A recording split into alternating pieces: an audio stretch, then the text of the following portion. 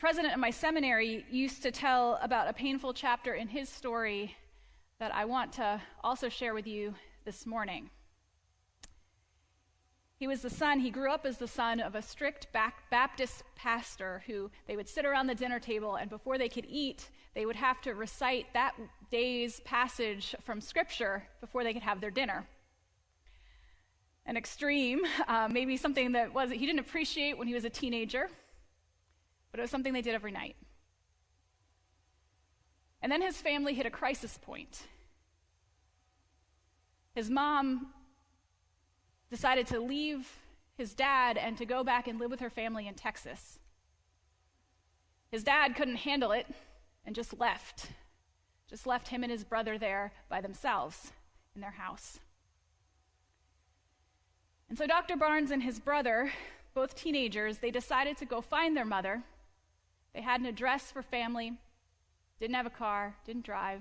So they did the thing that made sense to them at the time, which was hitchhike from New York down to Texas. Around Virginia or so, they found themselves on a long highway. It was snowing and it was cold. And because of the snow, cars were not passing by who could pick them up and take them a little further on their journey, or at least give them a place to be warm for a while. They didn't talk much to each other. Maybe they weren't sure what to say, or they didn't want to acknowledge the precariousness of the situation to each other. So it was silent. And Dr. Barnes said that on that highway there, in those moments, one of the texts that they had to memorize came flooding back into his mind. Isaiah 43. Do not fear, for I have redeemed you.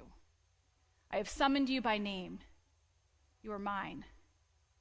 When you pass through the waters, I will be with you.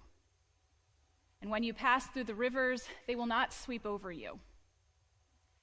When you walk through the fire, you will not be burned. The flame will not set you ablaze.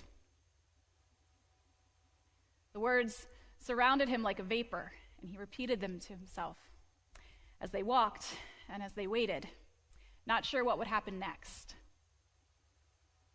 They gave him a sense of God's presence at a very low point in his life.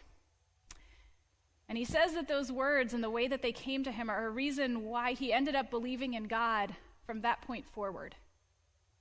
They carried him when he couldn't carry himself.